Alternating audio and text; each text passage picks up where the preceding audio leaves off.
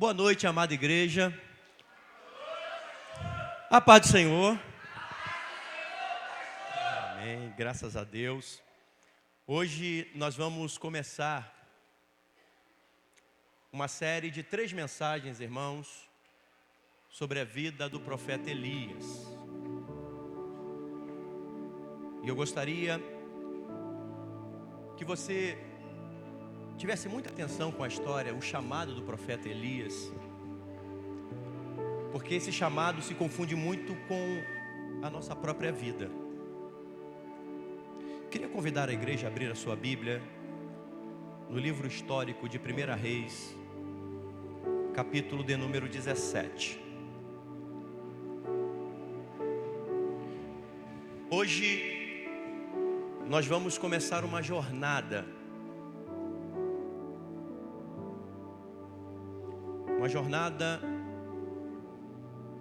que começa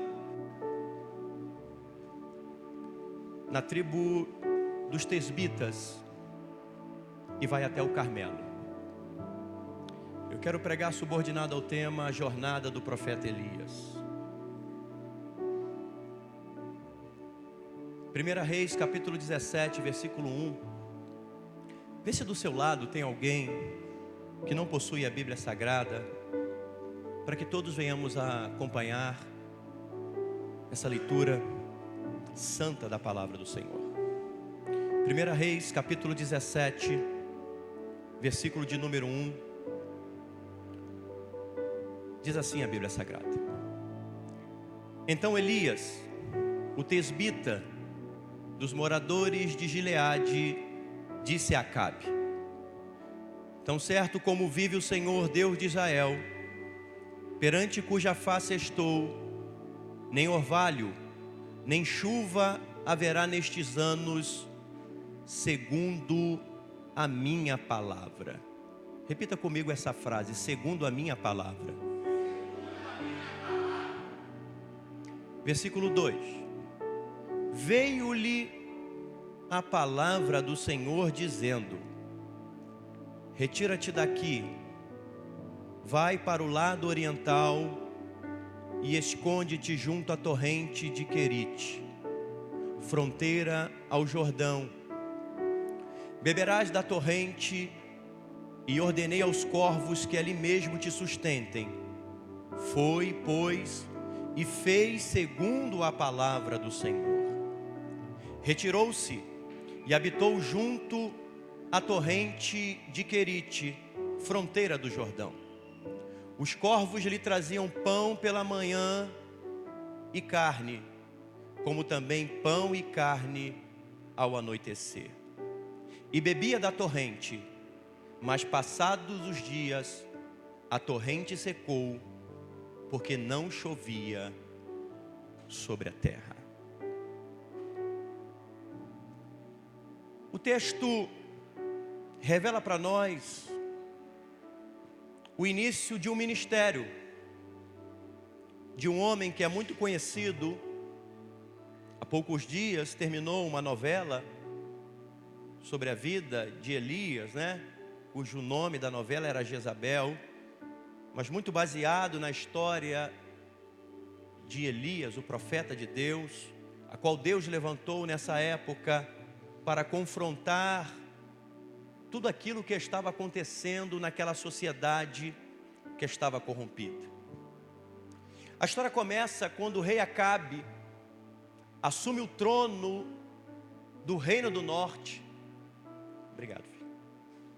Em que ele faz uma aliança com o povo e casa com uma mulher chamada Jezabel.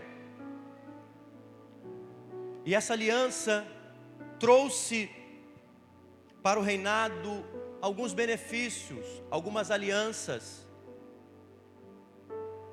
Porém, a pior delas se configura na aliança religiosa, a qual Jezabel impõe a sua vontade ao rei Acabe de cultuar os deuses da sua terra e de algumas terras circunvizinhas, entre eles o conhecido deus Baal em que era conhecido por ser o Deus da fertilidade, o Deus das chuvas, o Deus das plantações. E Jezabel institui esse culto a Baal em pleno Israel. Porém, ela encontra alguma oposição de alguns profetas, de algumas pessoas de Samaria que não adoravam aquele Deus chamado Baal, apenas adoravam o Senhor que criou os céus e a terra.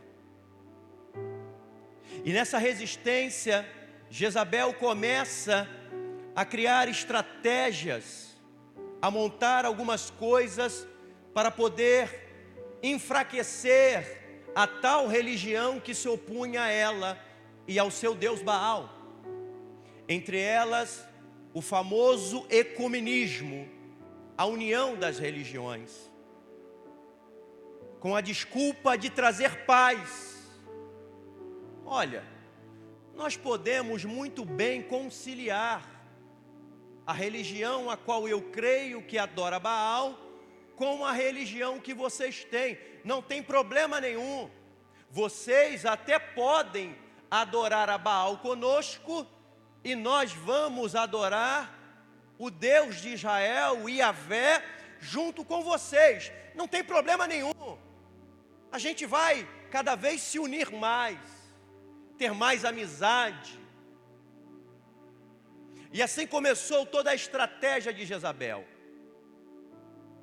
Porém, existiam algumas pessoas que no conceito da sociedade moderna eram mais radicais, mais fundamentalistas, ao qual não se dobraram diante do Deus Baal.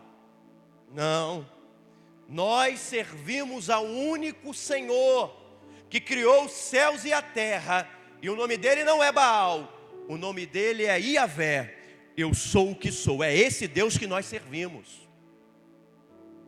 E Jezabel foi aumentando a pressão sobre Acabe e sobre os sacerdotes, de maneira que ela começou a administrar o imposto que era devido aos sacerdotes, os dízimos, as ofertas, e começou a reter aquilo, a administrar aquilo, em que a competência de administrar não era do rei, era dos sacerdotes, porque dali os sacerdotes tiravam seu sustento para a tribo de Levi. E Jezabel, maquinando, falou: olha, se vocês querem receber o sustento para vocês, vocês têm que fazer com que o povo não apenas adore a Deus, o Deus de vocês, mas também adore a Baal. E assim, muitos sacerdotes, por causa da escassez de alimento, de sobrevivência, começaram também a ficar num duplo pensamento, servindo a Deus e servindo a Baal. E assim Jezabel conseguiu corromper muita gente do povo. A maioria do povo já adorava Baal, já adorava aquela estátua, já adorava aquela imagem, a qual ela acreditava que era o Deus da fertilidade. Porém, alguns profetas, alguns poucos profetas, se mantiveram firmes no propósito de não cultuar a Baal, de apenas cultuar a Deus e servir a Deus, porque sabiam que o único que podia ser adorado era o Senhor dos Exércitos. O governador de Acabe era um homem chamado Obadias, homem temente a Deus, porém tinha o serviço de ser o mordomo da casa do rei e de administrar todo o palácio e as coisas da realeza. Obadias era um homem temente a Deus, e por causa da perseguição que Jezabel implementou, Obadias escondeu 100 profetas de Deus, sustentando esses profetas com pão e água, escondidos. E é nesse contexto espiritual que surge, de uma forma surpreendente, um anônimo nessa história. O nome desse homem é Elias, cujo nome significa: o Senhor é o meu Deus. O nome de Elias já dizia o para que ele veio, o porquê dele estar ali, o projeto em que Deus estabeleceu a ele. E Elias sai da sua cidade de Gileade, da tribo dos Tesbitas, e se apresenta ao grande rei Acabe. E na sua apresentação, o profeta Elias chega diante do rei Acabe e diz: tão certo como vive o Senhor Deus de Israel, perante cuja face estou. Elias era um anônimo, ninguém conhecia Elias no reino do norte. Porém existia um Deus todo-poderoso que habitava nos céus, que conhecia Elias a fundo. Elias tinha crédito no céu. Elias era um homem temente a Deus, um homem de oração, em que a palavra do profeta Elias vai denunciar e vai mostrar o crédito desse homem diante de todo o reinado. Ele diz: olha, vive o Senhor, cujo perante a face estou, que nem orvalho, nem chuva haverá nestes anos, segundo a minha palavra. Deus dos altos céus ouviu o clamor de Elias e disse: gostei do desafio, Elias. Gostei do negócio. E Deus assina embaixo aquele decreto de Elias e coloca o propósito de, durante aqueles anos, de não chover. Já haviam se passado 6 meses. Essa profecia em que Elias apresenta ao rei Acabe estava perto das estações da chuva, porque naquela terra geralmente chove de 6 em 6 meses. E quando as chuvas não vêm, é certo que a fome e a seca ia atacar aquela terra. Acabe, talvez, no seu consciente, ele diz assim: quem é esse doido? Quem é esse maluco que surgiu dizendo que não vai chover? Porém, aquela notícia se propagou em Samaria e em todo Israel. E a notícia da profecia foi sendo contada de um para outro, de maneira em que os dias foram se passando e a chuva não caiu. Talvez o rei Acabe olhou para o mordomo e perguntou: já chegou a época da chuva? Não vejo a chuva, o que está acontecendo? E aquele burburinho no palácio e a chuva não vem. E alguém diz: lembra, rei, o que o profeta Elias denunciou?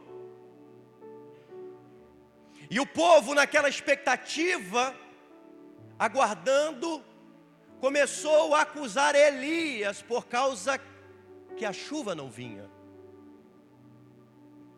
Porém, irmãos, eu quero entrar aqui num detalhe em que poucos pregadores falam sobre esse texto. Elias, ele vai trazer uma profecia segundo a palavra de Deus ou segundo a sua palavra? Segundo a palavra? Elias não profetizou segundo a palavra do Senhor. Pastor Carvalho Júnior, ele é um desses pastores que, como eu, segue essa linha. E ele diz que foi a pior coisa que o profeta Elias poderia dizer, foi segundo a minha palavra.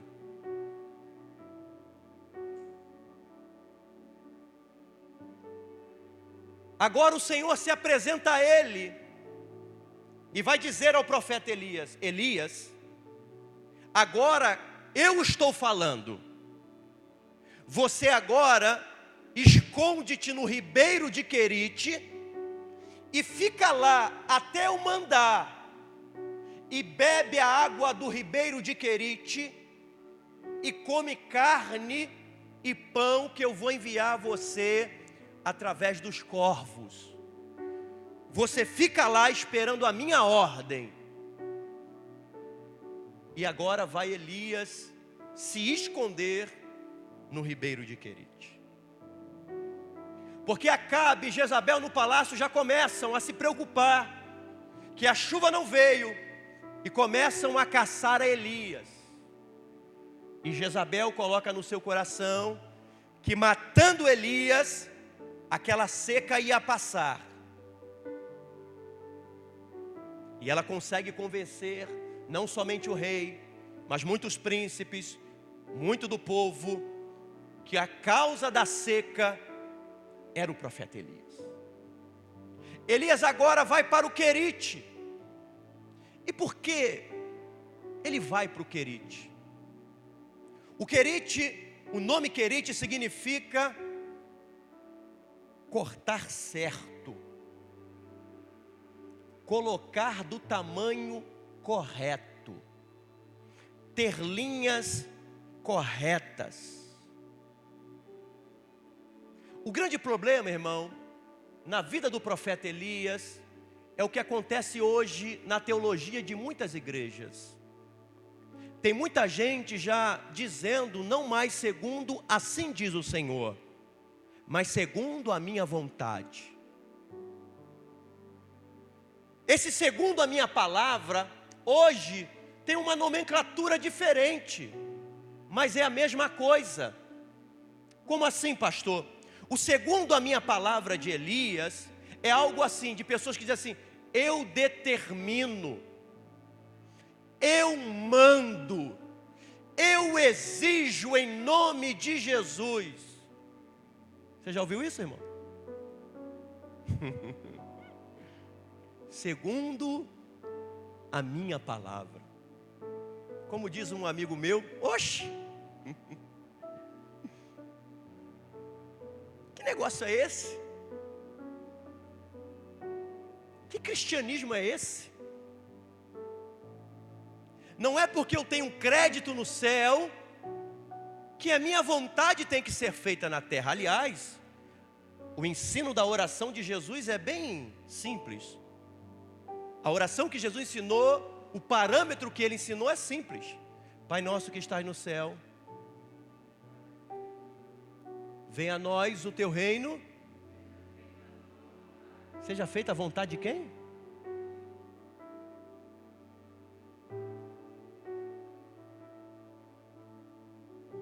Elias se embreou pelo caminho da teologia da libertação, da prosperidade, em que eu mando, e eu exijo, e eu determino. E tem pessoas que a gente até falando, irmão, continuam com isso. Pastor, mas o milagre acontece. Acontece mesmo. Aconteceu na vida de Elias. Só tem um problema, irmão. Esse tipo de pessoa, só tem um lugar onde Deus pode levar essa pessoa.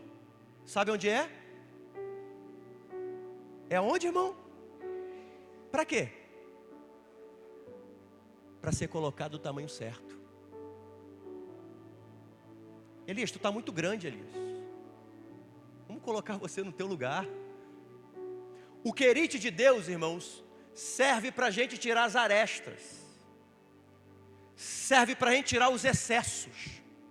O querite de Deus, muitas das vezes, tira de nós a soberba de achar que a gente é alguma coisa, que a gente pode tudo, que a gente é grande, que a gente é importante,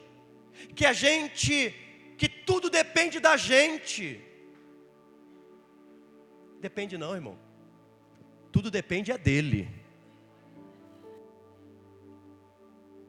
Elias estava grande, e Deus usou a profecia de Elias, tanto para tratar o povo que estava em pecado, como também para tratar o profeta Elias, que estava grande demais.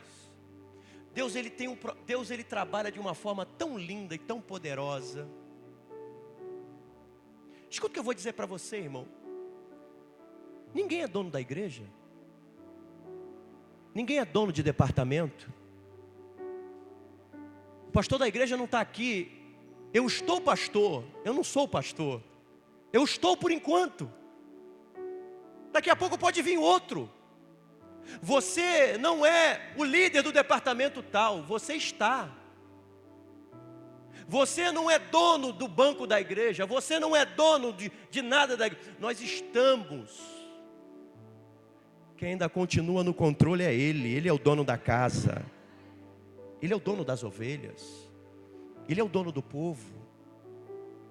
E o profeta Elias precisava aprender algumas lições. Então Elias, vai para o Querite, que a gente tem que cortar alguma soberba na tua vida, alguma coisa que está demais. Você acha que pode tudo, você acha que é o tal. Calma, Elias, fica aí, esconde-te no ribeiro de Querite, até eu te chamar de volta. E Elias vai aprender algumas lições em Querite. Primeiro, aprender a lição da humildade, e entender o projeto de Deus, e entender o que Deus quer fazer. E agora o profeta Elias é sustentado por corvos. O corvo, irmão, é da família do urubu. Então tudo que o urubu come, o corvo come. O que o urubu come, irmão? O que corvo come? Elias, eu vou te alimentar com carne e pão. Alguns teólogos vão dizer que os corvos traziam carne boa e pão fresco para o profeta Elias. Porém, o que Deus está mostrando para Elias, Elias, aquilo que você acha que é imundo, eu posso santificar e transformar em bênção para a tua vida, quando eu estou no controle de todas as coisas. Elias, quando você andar pelo caminho que eu te direcionar, fique tranquilo, porque o sustento não vai faltar na tua vida. Anda segundo a minha vontade, no meu querer, porque tudo vai dar certo na tua vida. Elias começou a entender o projeto de Deus e ficou no Querite durante 1 ano. De manhã os corvos traziam pão e carne, e à noite também traziam pão e carne. Até que depois de 1 ano o ribeiro secou. Sem chuva. Já tinha 6 meses sem chover. Mais 1 ano, quanto tempo sem chuva? 1 ano e meio. O ribeiro secou. A fome já estava implantada em Samaria. Naquele momento, irmão, Elias poderia tomar outra atitude. Ele poderia ver que o ribeiro secou e falou: vou fazer alguma coisa. É ou não é? No momento de crise, a gente quer tomar atitudes desesperadoras, impulsionadas por causa da crise. É ou não é verdade? O que Elias fez, irmão? Do jeito que Elias estava, Elias ficou esperando a ordem de Deus. Daqui para frente, eu nunca mais ando segundo a minha palavra. Eu vou esperar Deus falar comigo. Aí nós entramos no versículo 8. Eu sei que você está com a Bíblia aberta aí. Você não fechou a Bíblia. Depois que secou o ribeiro de Querite, o versículo 8 vem dizer: então lhe veio a palavra do Senhor dizendo: dispõe-te, vai-te a Sarepta, que pertence a Sidom, e demora-te ali, onde ordenei a uma mulher viúva que te dê comida. Elias vai aprender outra lição magnífica. Secou o ribeiro, ele está em oração esperando a direção de Deus. Deus dá a direção a Elias. Elias vai agora a Sarepta. Você sabe onde fica Sarepta, irmão? Sarepta é uma cidade dos filisteus, cujo Deus que os filisteus servem é Baal. Eu imagino Elias dizendo: Deus mandou ir para a terra do inimigo. Deus mandou eu ir para uma terra aonde o Deus deles é adorado. Deus é meio doido da cabeça, a gente pensa, né? E agora vai Elias para a terra dos fenícios, onde o culto a Baal está lá. E de repente, quando Elias chega naquela cidade, tem uma mulher pegando lenha, gravetos para fazer fogo. E Deus mostra a Elias que aquela viúva era a viúva a qual ele tinha mostrado, a qual ia sustentá-lo. E Elias fica alegre. Eu imagino Elias falando: rapaz, eu comi carne crua, comi pão que corvo trouxe, acho que agora eu vou comer uma coisa diferente. Eu acho que agora Deus vai trazer um refrigério. Quando Elias chegou na porta da casa da mulher, vendo aquela mulher catar gravetos, Elias pergunta: mulher, me dá um copo d'água. E aquela mulher: certamente, meu senhor, aguarde um momento. E Elias pede: você pode trazer um pedaço de pão, um pedaço de bolo, alguma coisa para me comer? E a notícia que aquela viúva traz não é uma boa notícia. Elias, eu estou pegando esses gravetos aqui, porque eu vou fazer fogo com ele, vou preparar a minha última refeição, para mim e para o meu filho, e nós vamos morrer, porque já faz 1 ano e meio que não chove, eu sou uma viúva pobre, na minha casa, tem um pouquinho de farinha, um pouquinho de azeite, que eu vou misturar, vou fazer um bolo, e vou morrer, acabou. Aquela mulher já tinha sido direcionada por Deus a atender o que o profeta Elias ia pedir. E ele diz, com a autoridade de Deus, diz assim, ó, segundo a palavra do Senhor: não vai faltar a farinha da panela e nem o azeite da botija. Faz primeiro o bolo para mim, porque vai comer eu, vai comer você, vai comer o teu filho. Enquanto houver seca, não vai faltar o alimento nessa mesa, segundo a palavra do... Nunca mais segundo a minha palavra. Nunca mais segundo eu determino. Nunca mais como eu ordeno. Segundo a palavra do Senhor. A mulher preparou o bolo. E Elias morou naquela casa, irmão, 2 anos. Quantos anos, irmãos? Com um pouquinho de farinha e um pouquinho de azeite. Eu tenho uma palavra profética para a tua vida. Talvez você esteja com um pouquinho. Talvez você olhe para a tua despensa, para os teus negócios, para a tua renda e diz assim: Senhor, o projeto que eu tenho não dá para realizar com esse pouquinho de farinha, com esse pouquinho de azeite. Se prepare, porque a multiplicação de Deus vai chegar na tua vida, em nome de Jesus Cristo. O teu pouquinho com Deus vai ser multiplicado. E aquilo que muita gente pensa que tem, não é nada diante daquilo que Deus vai fazer com o pouco que você tem. Aleluia. Elias ficou 2 anos naquela casa, e não faltou nada, não faltou alimento, não faltou água, porque o Deus Todo-Poderoso abençoa aqueles que são fiéis a Ele. Bendito seja o nome do Senhor. Aquela mulher ainda tinha um pé atrás com o profeta Elias. Até o tempo em que aquele filho daquela mulher adoece, passa mal e acaba perdendo o fôlego de vida. Aquele filho morre. Aquela mulher desesperada, olhando para ele: profeta, o que tu veio trazer? Tu veio trazer à minha memória os pecados que eu cometi lá atrás? Porque muitas das vezes, irmão, nós pensamos assim. Nós pensamos que quando uma coisa ruim acontece, é por causa do pecado que nós cometemos lá atrás. Pensamos que Deus está lançando uma maldição. Saiba de uma coisa, irmão, Deus não precisa lançar maldição sobre nada. A consequência do pecado sempre é ruim.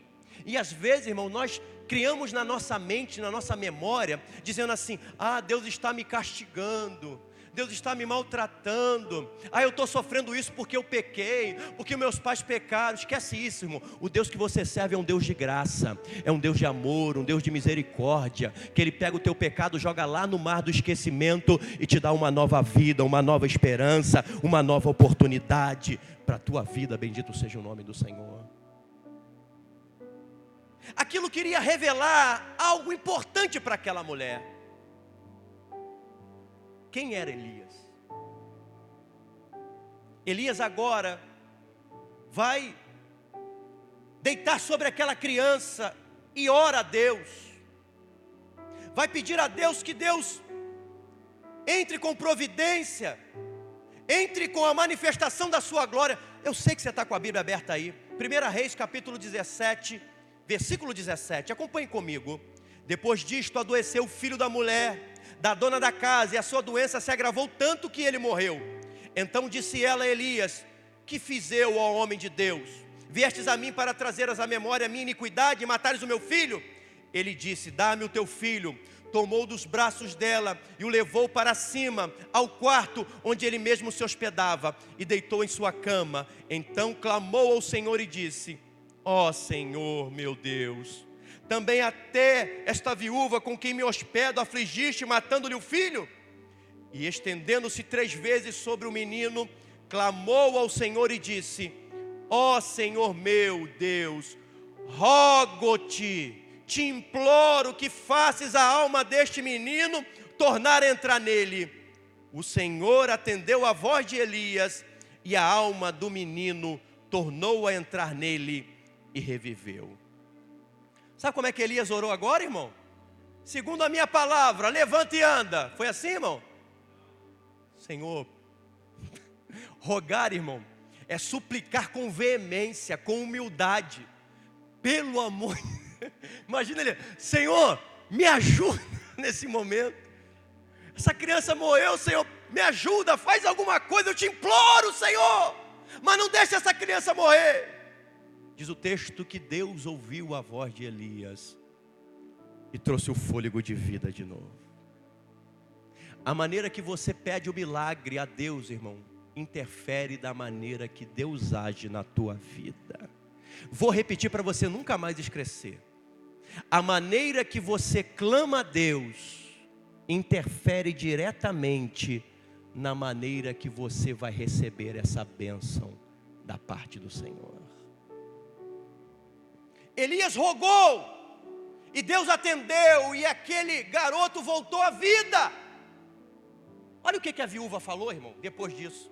Versículo de número 24. Então a mulher disse a Elias: nisto conheço agora que tu és homem de Deus, e que a palavra do Senhor na tua boca é... Ela viveu 2 anos com Elias. Tinha milagre na casa dela, irmão? Tinha ou não tinha? Mas agora ela reconheceu que ele era homem de Deus. Por quê? Porque Elias agiu segundo a vontade de Deus. Quando você viver a tua vontade, o segundo o teu querer, segundo a tua palavra, irmão, as pessoas não vão te reconhecer como homem e mulher de Deus.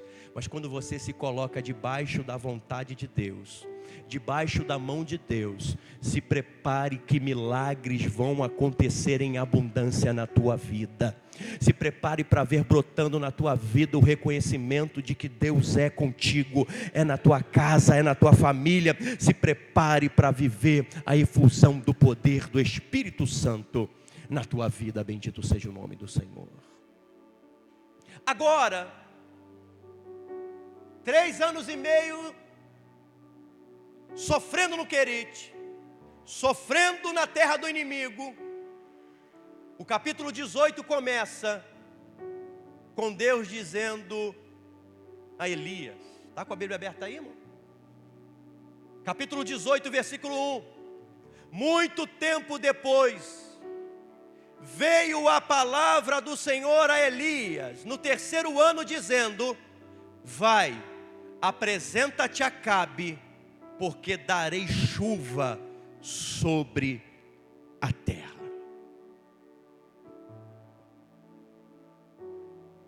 Agora a ordem de Deus foi para que Elias se apresentasse.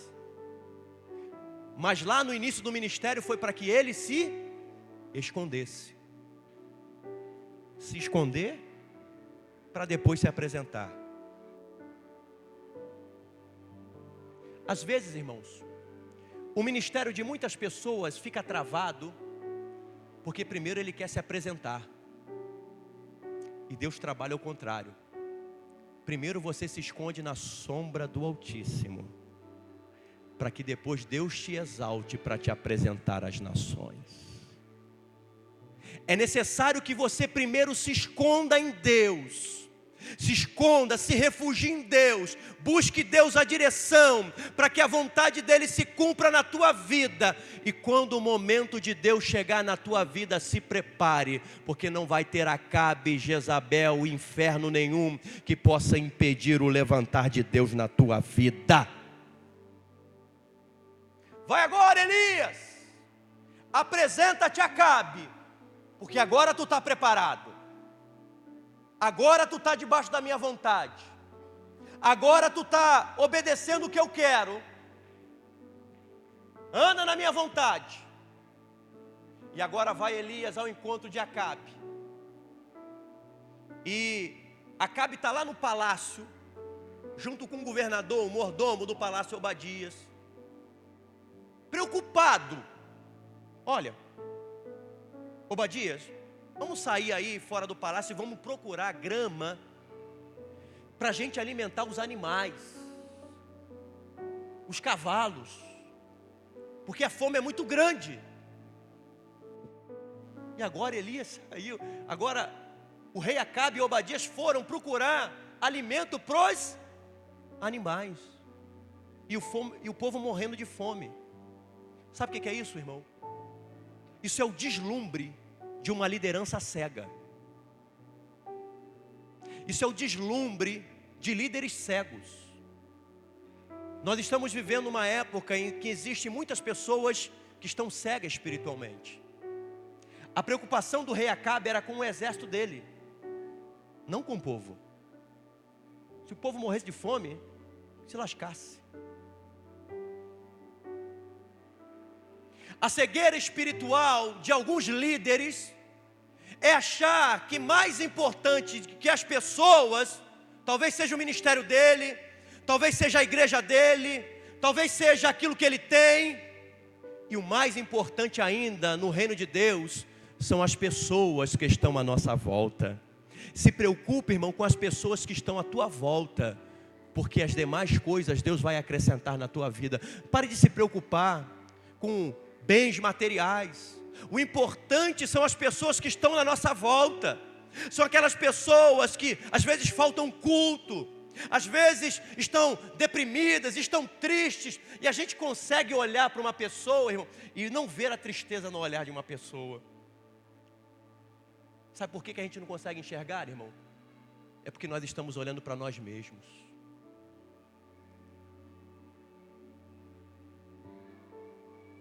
Porque quem tem olhar espiritual, irmão, consegue enxergar nas pessoas o sofrimento da alma. Consegue enxergar quando uma pessoa está bem ou está mal. E vai até ela e dá uma palavra. Estou vendo que você está triste hoje. Deixa eu te dar um abraço. Jesus está contigo, Jesus te renova, Jesus te dá força. Mas o problema é que nós temos muitos líderes nos dias de hoje que estão olhando para o exército, esquecendo das almas.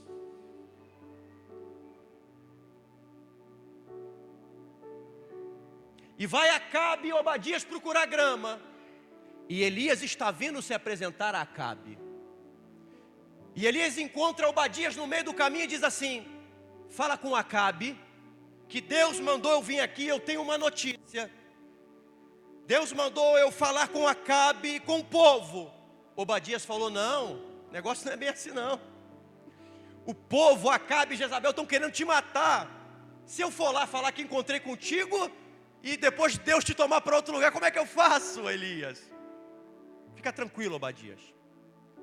Fala para Acabe reunir o povo, ele e todos os sacerdotes de Baal e de Azera, lá no Monte Carmelo, que eu vou falar com eles a orientação de Deus para o povo. Obadias, tudo bem. No Monte Carmelo, você quer falar com Acabe? Sim. Agora vai Elias se encontrar com Acabe e diz: Acabe, você tem ouvido o que Deus tem feito? Será que teu coração é tão duro para não ouvir a voz de Deus? Acabe olha para Elias: você é o perturbador de Israel. Sabe de uma coisa? Cadê os profetas de Deus aqui? Tem? O grande problema, irmão, é que aqueles que querem viver uma vida santa, uma vida correta diante de Deus, eles são conhecidos na casa de Deus como perturbadores. Sabe por quê? Porque eles querem a coisa correta, eles querem as coisas segundo a vontade de Deus. Então traz perturbação, traz problema, a contenda se levanta. Foi assim com Jesus, irmão. Foi assim com o apóstolo Paulo. Foi assim com Elias. Jezabel era aquela que estava trazendo paz. Olha, vamos ter paz, vamos adorar Baal, vamos adorar Deus, vamos adorar todo mundo. E Elias trazia perturbação. Não, vamos adorar somente a Deus. Se não adorar a Deus, vai cair a mão de Deus vai pesar sobre a nação. Então traz desconforto. Dizer para a igreja que a igreja tem que orar, traz desconforto. Trazer para a igreja que você tem que se santificar, traz desconforto. Quem prega isso fica mal visto. Quem prega a santificação, quem prega que tem que visitar, quem prega que tem que fazer a obra de Deus, quem prega que tem que pagar o preço, essa pessoa que prega isso, ela traz uma confusão, traz uma desordem, tira a paz. Está tudo bom, pastor, está todo mundo aproveitando a vida, está todo mundo se dando bem. Aí quando levanta um profeta para dizer que tem que se consertar, tem que fazer a coisa certa, traz perturbação. Mas a perturbação de Deus te perturba a alma, mas te leva para o céu. A perturbação de Deus incomoda a tua vida secular, mas ela aviva o teu espírito e te traz para perto do Altíssimo. Bendito seja o nome do Senhor. Se você continuar vivendo uma vida de pecado, sendo acariciado o teu pecado, dizendo: não, o teu pecado está bom, fica pecando mesmo, está bom desse jeito, o diabo está usando essa vida para te contaminar, para te destruir, e cada vez você afunda mais. Mas a mão de Jesus Cristo está aqui essa noite, dizendo: perturba a tua alma, levanta, santifica, ora, porque Deus, Ele quer tratar contigo. Aleluia. Acabe reúne o povo, todos agora em direção ao Carmelo. O rei, o povo e os profetas de Baal. Todo mundo olhando o que o profeta ia dizer. E o profeta começa o seu discurso dizendo: até quando, ó rei e ó povo, vocês vão continuar servindo a dois deuses? Cocheando entre dois pensamentos, servindo a Deus e servindo a Baal. Para a gente aqui, é como se tivéssemos aquele crente Raimundo, não o diácono Raimundo, né? O crente Raimundo, um pé na igreja e um pé no... Tem muito crente assim, irmão? Muito mais do que você pensa. Eu não tenho medo de errar. 90% dos crentes hoje vivem essa vida. Uma vida de crente na igreja e uma vida de ímpio lá fora.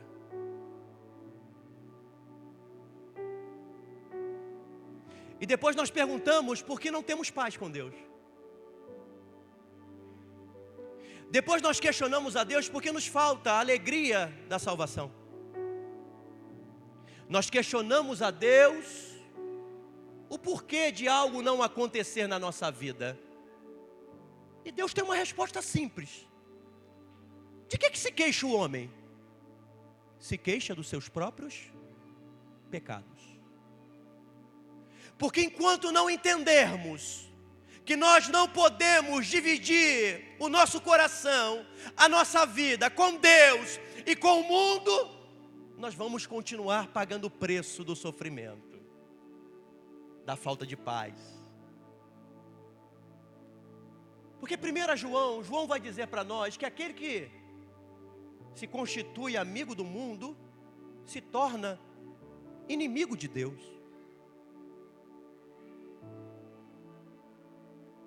As atitudes que você toma é que vão trazer a paz ou a alegria para a tua vida.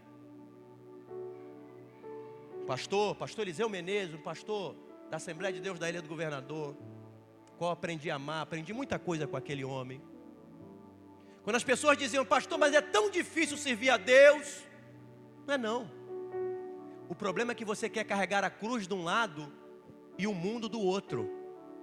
Larga o mundo, irmão, e carrega a cruz que Jesus te deu, que você vai ver que tua vida vai ficar mais tranquila. Enquanto nós quisermos namorarmos a cruz e o mundo, o fardo é pesado. A luta é constante. A adversidade e a colheita que teremos irá nos destruir. Porém, quando decidimos carregar a cruz de Cristo, negar a nós mesmos e seguir a Cristo, se prepare para que a presença do Espírito Santo seja abundante na tua vida. E assim estava o povo, cocheando entre dois pensamentos, entre a igreja e o mundo. E Elias fala o seguinte: decidem quem vocês querem servir. Sirvam a Deus ou sirvam a Baal. Não dá para servir os dois. Irmãos, escute o que eu vou dizer para você.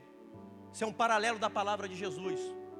Nós não podemos servir a dois senhores, porque nós vamos amar mais um e odiar o outro, ou amar mais o outro e odiar o primeiro.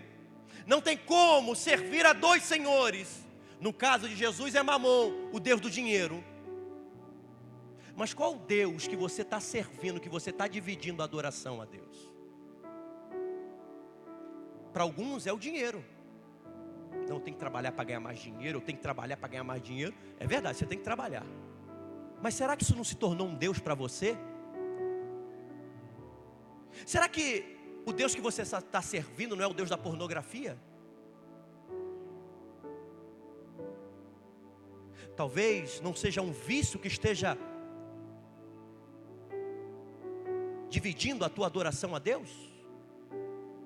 Talvez não seja algo que você colocou como prioridade na tua vida, que na realidade não é prioridade, porque a prioridade é o Senhor. O que é que está atrapalhando você entender que Deus, Ele tem que ser o número 1 da tua vida, para que a paz e a graça, o amor de Deus seja derramado no teu coração de forma abundante? O povo precisava tomar essa decisão. E quando Elias falou isso, sabe o que o povo respondeu? Nada. Todo mundo ficou em silêncio. Essa é a nossa atitude diante da encruzilhada da vida. Quando nós temos que tomar uma decisão, a gente, em vez de tomar a decisão certa, a gente se cala, se fecha e não aproveita a oportunidade de Deus para a nossa vida. Mas a misericórdia de Deus é tão grande que o profeta Elias agora vai trazer um desafio para mostrar quem é o verdadeiro Deus, para provar de fato quem é Deus de verdade. E o profeta Elias faz um desafio aos profetas de Baal e de Azera. Faz o seguinte: construam um altar, e em cima desse altar vocês coloquem um sacrifício, e o Deus que responder com fogo, esse vai ser Deus de verdade.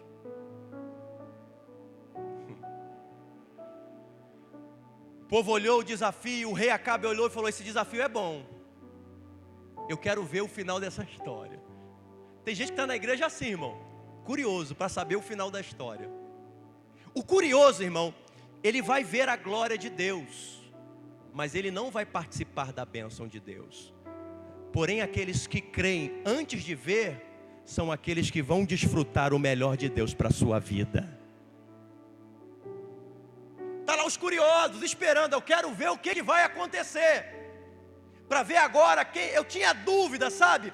Eu não sei se eu servia a Baal, se eu servia a Deus. Eu estava com dúvida quem eu serviria. Mas agora a gente vai tirar a prova dos 9. E o profeta Elias chamou, olha, vocês são maioria, comecem por vocês. E 9 horas da manhã, os profetas de Baal prepararam o altar.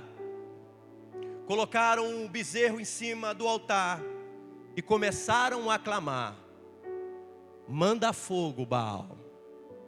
Manda fogo. Manda fogo, Baal. Manda fogo. Eu não sei se eles fizeram dança da chuva em volta do altar. Não sei se eles fizeram algum ritual, né? Sempre tem um ritual que faz, né? E tá lá, manda fogo, Baal.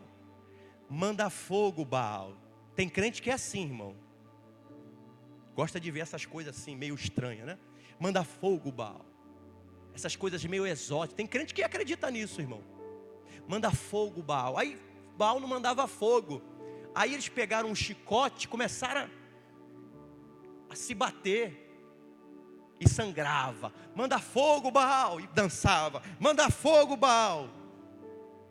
Deu meio-dia, irmão. De 9 a meio-dia, manda fogo, Baal. E Baal nada de mandar fogo. Elias olhou, irmão. Elias olhou e falou assim: chama mais alto. Talvez Baal esteja tirando um cochilo. Ou saiu para tomar uma água de coco e não avisou vocês. Pastor, mas ele não desrespeitou a religião dos outros. Pastor, eu fico com medo quando eu passo assim numa macumba. Faço até o final da... pastor, eu passo num cemitério, pastor. O sangue de Jesus tem uns jovens que vão lá em casa. Eu moro do lado do cemitério, tá bom, irmão? Do lado, irmão. Assim, a minha janela do quarto, eu abro assim, eu vejo os defuntos todinho. Tem uns jovens que vão lá para a igreja, lá para casa, irmão. Ele fala assim: pastor, fecha a janela. Eu falei: por que fechar a janela? Não, pastor, fecha a janela, pastor. Está com medo de quê, irmão? Você está com medo de quê? Maior aquele que está conosco do que aquele que está no mundo. O inimigo não tem poder sobre a nossa vida. O Deus que você serve é poderoso para vencer batalhas, te guardar e te proteger. E está lá Elias, zombando, rindo da cara dos profetas de Baal. Chama mais alto, grita mais alto. Talvez ele esteja cochilando. E eu imagino ele ficando com mais raiva ainda e manda chicotada e sai sangue e nada. Chegou a hora de Elias clamar. O que Elias fez, irmãos? Elias chamou o povo, reuniu o povo e disse: agora chegou a minha vez. Acompanhe comigo aí, versículo de número 30. 1 Reis, capítulo 18, versículo 30. 1 Reis 18, versículo 30. Então Elias disse a todo o povo: chegai-vos a mim. E todo o povo se chegou. E Elias restaurou o altar do Senhor que estava em ruínas. Elias estava ali, irmão, tinha um altar que construíram para Deus, que estava em? Sabia que tem um altar dentro de você, irmão? Você sabia disso, que tem um altar dentro de você? Como é que está o teu altar? Sabe por que o altar estava em ruína, irmão? Porque há muito tempo ninguém foi ali para adorar a Deus. As coisas do dia a dia passaram a ser mais importantes do que adorar a Deus. Então o altar do Senhor ficou esquecido. E pior de tudo isso é que o coração estava dividido. entre adorar Baal e adorar a Deus. Então, o altar do Senhor ficou largado, abandonado, em ruínas. Com todo carinho e gentileza, irmão, pergunta à pessoa que está do seu lado: como é que está o teu altar hoje?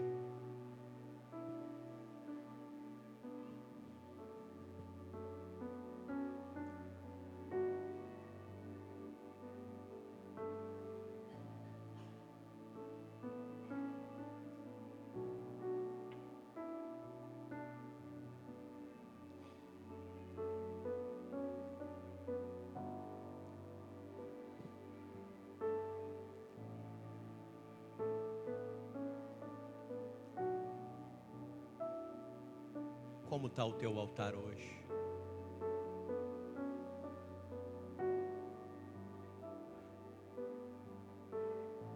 Pastor, eu preciso reconstruir o meu altar. Eu preciso refazer o meu altar. Como é que eu vou fazer, pastor? É tão simples como o texto que nós estamos lendo. A resposta não está em outro lugar senão no texto. Versículo 31. A primeira coisa para reconstruir o altar é que Elias tomou 12 pedras, segundo o número das tribos dos filhos de Jacó, ao qual viera a palavra do Senhor dizendo: Israel será o teu nome. Naquele momento da história, Israel estava dividido: reino do sul e reino do norte. Samaria era a capital do norte e Jerusalém a capital do sul. As tribos estavam divididas, mas para o altar estar restaurado, é necessário reconciliar com o meu irmão.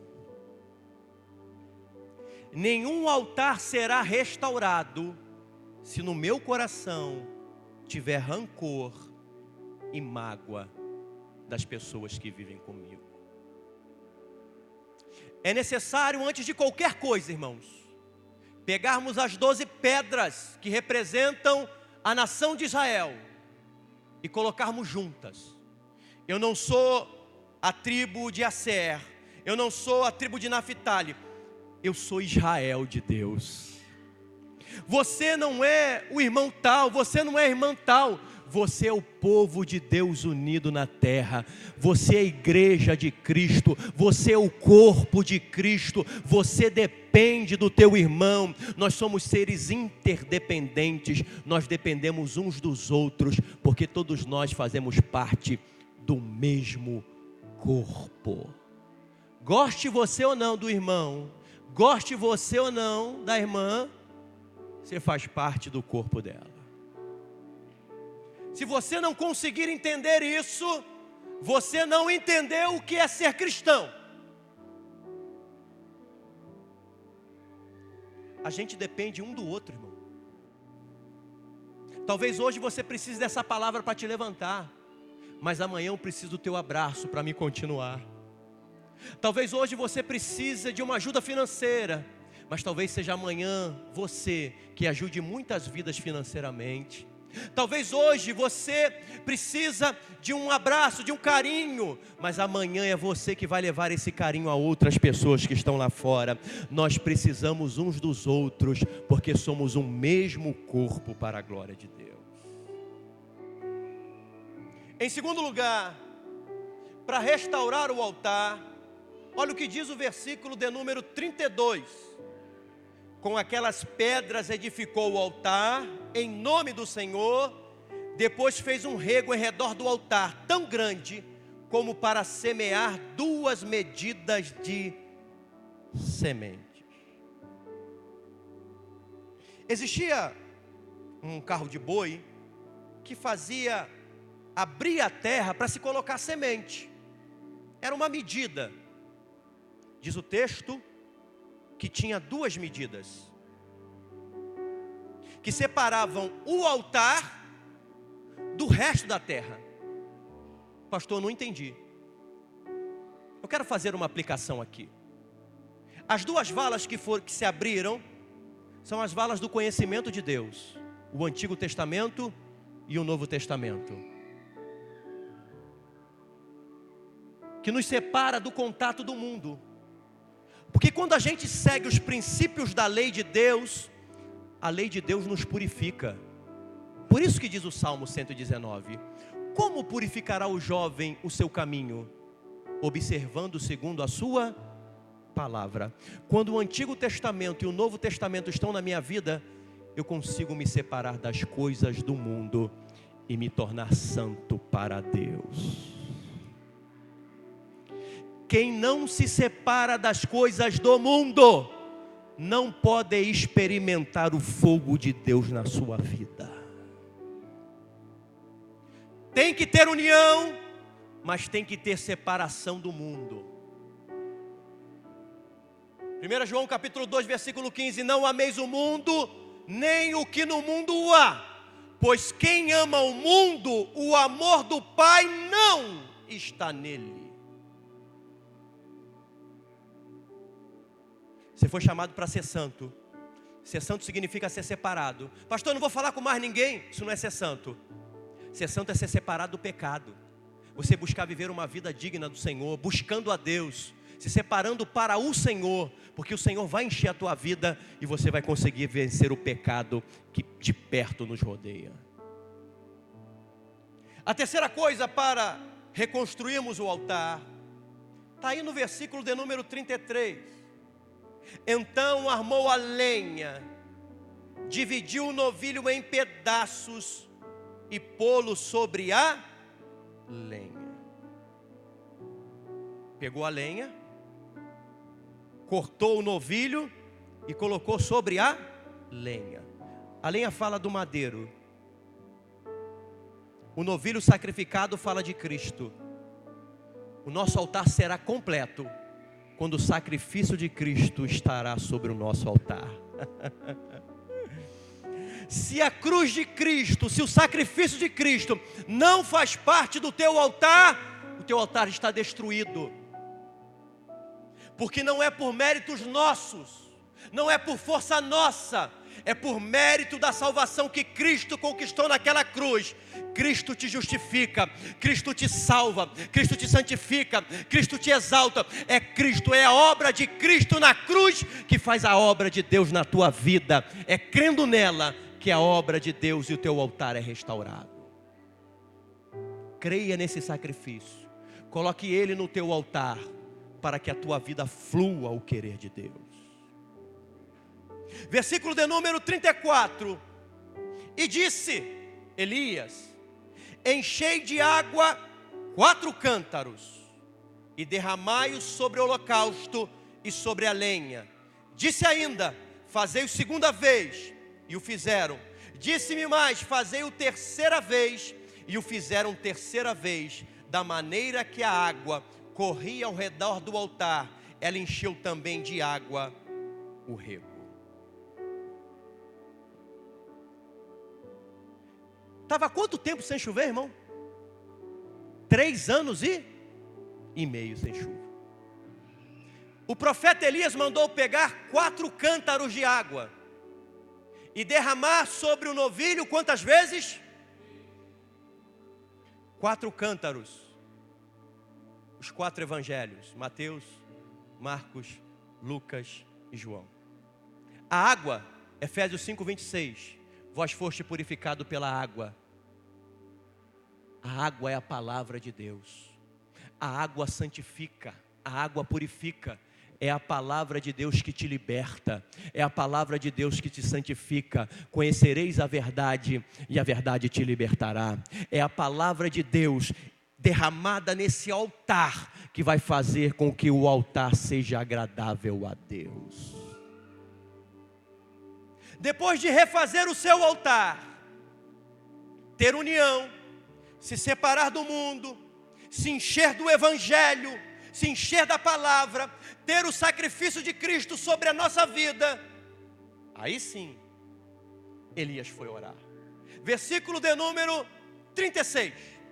No devido tempo, para se apresentar a oferta de manjares, Aproximou-se o profeta Elias e disse: ó Senhor Deus de Abraão, de Isaque e de Israel, fique hoje sabido que tu és Deus em Israel, e que eu sou teu servo, e que segundo a tua palavra fiz todas estas coisas. Responde-me, Senhor, responde para que este povo saiba que tu, Senhor, és Deus, e que a ti fizestes retroceder o coração deles. Versículo 38. Então caiu fogo do céu e consumiu o holocausto e a lenha, e as pedras e a terra, e ainda lambeu a água que estava no rego. O que vendo todo o povo caiu de rosto em terra e disse: só o Senhor é Deus. Aleluia, bendito seja o nome do Senhor. Quando o altar está restaurado, o povo pode ver a glória do Senhor se manifestar. O teu altar hoje está sendo restaurado pela palavra de Deus. A palavra de Deus está sendo ministrada e o Espírito Santo está trabalhando na tua vida, dizendo: meu filho, restaura, prepara o teu altar, porque tem fogo de Deus ainda hoje para a tua vida. Tem o fogo do Senhor para ser derramado na tua vida. Pastor, mas e aí, o que vai acontecer? Você vai reconhecer que só o Senhor é Deus na tua vida. É necessário, irmão, que você saia daqui hoje entendendo isso, que você não pode dividir a tua vida com Baal ou com outro Deus. Você tem que entender que na tua vida só o Senhor é Deus. Diga assim: na minha vida só o Senhor é Deus. Mais uma vez: na minha vida só o Senhor é Deus. Vamos lá? 1, 2, 3. Na minha vida. Mais uma vez: na minha vida. Ai, meu Deus do céu, pega esse irmão que está do teu lado. Deus é Deus na tua vida. Fala para ele: Deus é Deus na tua vida. Você vai ver o fogo restaurar o teu altar hoje, que o fogo de Deus vai cair na tua vida. Bendito seja o nome do Senhor. Aleluia, glória a Deus. Acabou aí, pastor, o Carmelo? Não. O profeta Elias pegou a espada e falou: mata todos os profetas de Baal. Arranca a cabeça de todo mundo, esses falsos profetas. Se a gente arrancasse a cabeça dos falsos profetas hoje, irmão, ia faltar muito pastor, hein? Ia ter vaga para bastante pastor. Arranca a cabeça dos profetas de Baal. Agora, o profeta Elias vai até Acabe, e Acabe está quebrantado. Elias vai até Acabe, vai comer um negócio. E prepara. Porque Deus me disse que tem um som de uma abundante chuva chegando por aí. Acabe foi se alimentar, e diz o texto que Elias subiu mais alto o monte.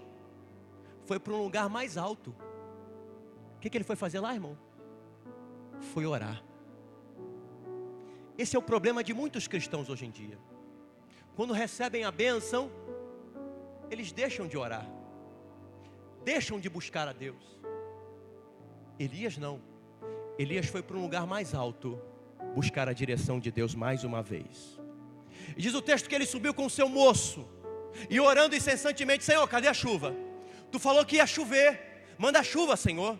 Manda água agora, para que haja alimento, para que essa fome cesse, Senhor, para que essa seca acabe. Manda água agora. E Elias olhou para o céu e disse: jovem, vai lá, procura alguma nuvem aí no céu. E o jovem olhou e não tinha nenhuma nuvem. Imagina o Rio de Janeiro, irmão, no verão, 50 graus. Tu olha para o céu, não tinha uma nuvem.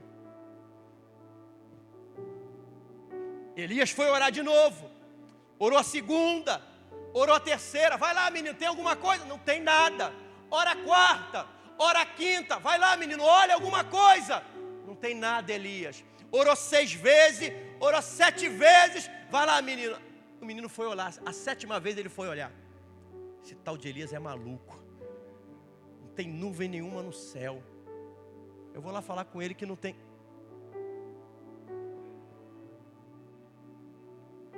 Tem uma nuvenzinha lá embaixo. Elias, sim, meu filho.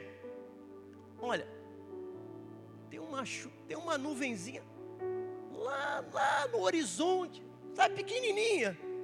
Ela até parece com a mão de um homem. O profeta Elias levantou do joelho e falou assim: vai lá e avisa Acabe, para ele correr para o palácio, porque vai cair uma chuva abundante. O menino deve ter olhado para ele e falou assim: esse Elias é doido mesmo. Talvez, irmão, na sua mente você fale assim: pastor, a minha vida está seca, a minha vida está difícil, eu não vejo nenhum sinal da parte de Deus. O sinal que eu estou te dando hoje é pequeno.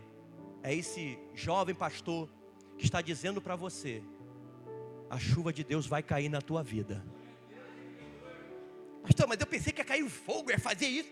Eu estou dizendo como homem de Deus para a tua vida, que vai haver abundância de água, de chuva, de prosperidade para a tua vida.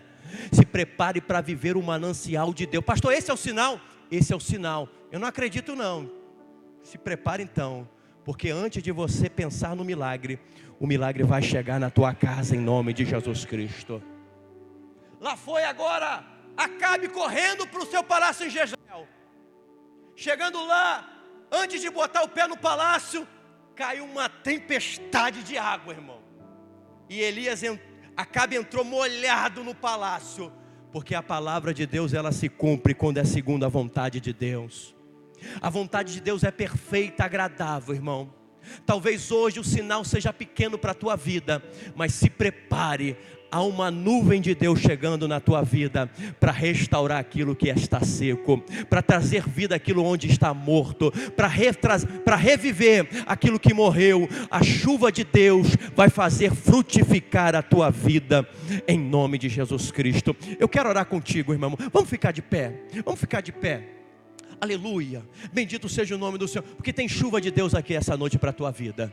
Tem chuva de Deus aqui para a tua vida. Se você sabe, meu irmão, me ajuda a cantar esse louvor? Você me ajuda? Eu não sei cantar não, hein? Mas esse é fácil. Vejo uma pequena nuvem do tamanho, mas este é o... Que a tua chuva vai descer. Vejo uma pequena... Vejo do tamanho, mas este é o sinal que a tua chuva vai descer. Faz chover, faz chover, abre as comportas do céu e vai chover. Adore ao Senhor. Vai chover, abra as comportas do céu. Eu vejo uma pequena nuvem do tamanho da mão de um homem, mas esse é o sinal que a tua chuva vai descer. Eu vejo uma pequena nuvem do tamanho da mão de um homem, mas esse é o sinal que a tua chuva vai descer. Vai chover, vai chover.